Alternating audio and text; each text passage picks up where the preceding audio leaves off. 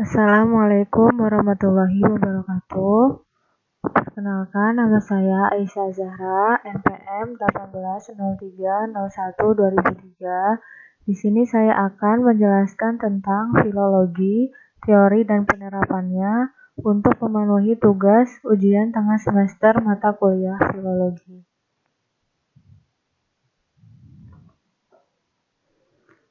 Bahasan yang pertama yaitu tentang filologi. Kata filologi berasal dari bahasa Yunani, philos yang artinya cinta dan logos yang artinya kata.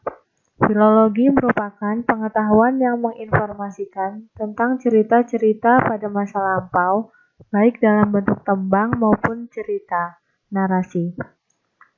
Ruang lingkup filologi mencakup hakikat filologi, objek kajian filologi, tujuan kajian filologi, hubungan filologi dengan ilmu bantu lain, seluk-beluk naskah dan teks, perkembangan teks, metode kajian filologi, dan pendekatan yang digunakan dalam kajian filologi serta penerapannya. Ruang lingkup filologi akan kita bahas dalam bab yang selanjutnya.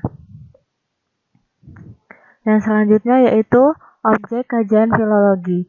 Objek kajian filologi terbagi menjadi dua, yaitu naskah dan teks.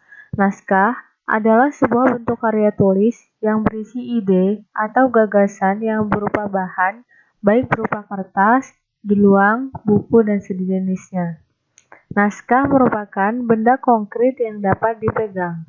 Sedangkan teks adalah kandungan naskah berupa ide-ide pengarang yang dituangkan dalam cerita untuk disampaikan kepada pembaca. Teks merupakan bagian dari naskah atau tulisan yang ada dalam naskah. Jadi naskah dan teks merupakan dua hal yang berbeda. Naskah merupakan benda konkret yang dapat dipegang, sedangkan teks adalah isi dari suatu naskah. Yang selanjutnya yaitu sejarah dan perkembangan filologi. Filologi di dunia barat dimulai sejak adanya tradisi menulis di Yunani sejak abad ke-8 sebelum Masehi. Manuskrip atau tulisan tangan di era Yunani bertujuan untuk menyebarkan ilmu pengetahuan, serta naskah yang dijadikan komoditas perdagangan. Peletak dasar kajian filologi di dunia barat adalah Eratosthenes yang lahir pada 276 sebelum Masehi dan wafat pada 195 sebelum Masehi. Lini masa filologi barat. Yang pertama yaitu abad ketiga sebelum Masehi. Tradisi, penulisan dan penyalinan di perpustakaan Alexandria. Yang kedua abad pertama, Iskandaria jatuh ke tangan Romawi. Abad keempat, Romawi terpecah menjadi Romawi Barat dan Romawi Timur dan terjadi perbedaan penulis.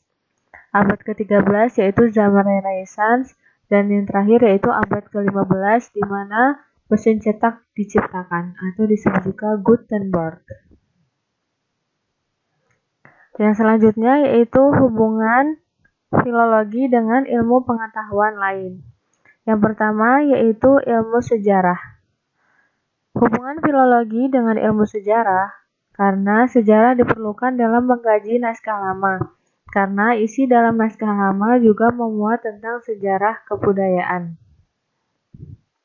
Seperti adanya feodalisme yang mempengaruhi raja, abdi dalam maupun kaula dapat dipahami apabila mengetahui latar belakang historisnya. Selanjutnya yaitu hubungan filologi dengan ilmu budaya atau antropologi. Jika berbicara tentang antropologi, tentu sangat berkaitan dengan budaya, karena antropologi merupakan ilmu yang mempelajari tentang budaya suatu daerah atau bangsa. Dan selanjutnya yaitu hubungan filologi dengan ilmu bahasa. Bahasa merupakan sarana untuk mengungkapkan ide maupun gagasan secara tulis maupun lisan. Cerita-cerita yang ada dalam naskah lama merupakan wujud dari ide atau gagasan penulisannya. Ide atau gagasan tersebut dituangkan dalam bahasa tulisan. Bahasa yang digunakan dalam naskah lama adalah bahasa daerah. Bahasa daerah tersebut dapat dipahami dengan bantuan ilmu bahasa seperti etimologi, fonologi, morfologi, sosiolinguistik maupun stilistika. Yang selanjutnya yaitu hubungan filologi dengan ilmu sastra. Cerita dalam naskah lama tidak terlepas dari unsur-unsur pembangun cerita. Unsur-unsur tersebut antara lain tema, alur, tokoh, latar, amanat, dan gaya bahasa. Unsur pembangun cerita yang ada dalam naskah lama dapat dikaji dengan pendekatan struktural. Hal itu dapat dilakukan dengan bantuan ilmu sastra. Yang terakhir yaitu hubungan filologi dengan folklore. Folklore itu disebut juga dengan cerita rakyat. Filologi mempunyai hubungan yang sangat erat dengan folklore.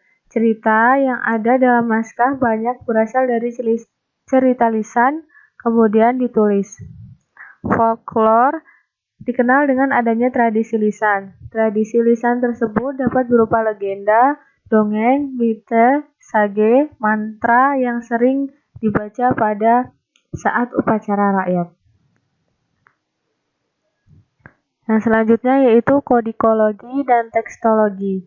Kodikologi adalah ilmu yang mempelajari seluk-beluk naskah.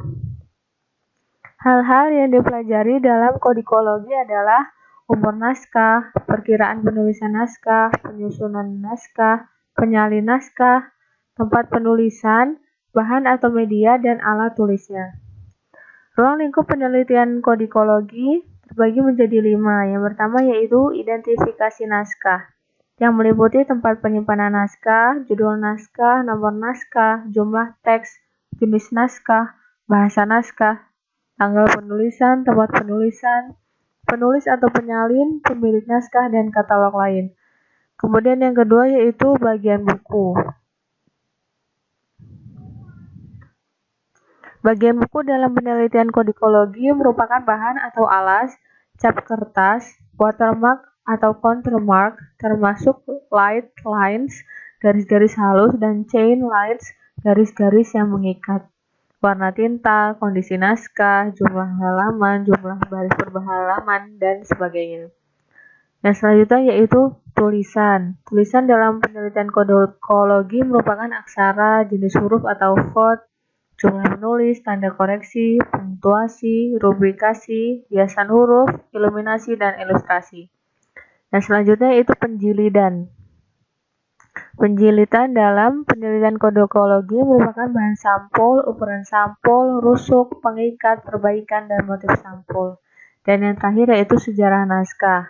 Dalam penelitian kodikologi dapat ditelusuri melalui riwayat naskah yang meliputi informasi kolofon, ciri-ciri kepemilikan naskah, cara memperoleh naskah, catatan-catatan lain dalam naskah, dan penggunaan naskah.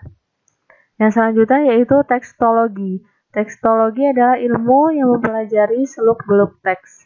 Hal-hal yang dipelajari dalam tekstologi adalah peneliti penjelmaan dan penurunan teks sebuah karya sastra, penafsiran dan pemahamannya, serta gagasan yang hendak disampaikan pengarang. Demikian yang dapat saya sampaikan. Kurang dan lebihnya saya mohon maaf. Saya akhiri. Wassalamualaikum warahmatullahi wabarakatuh.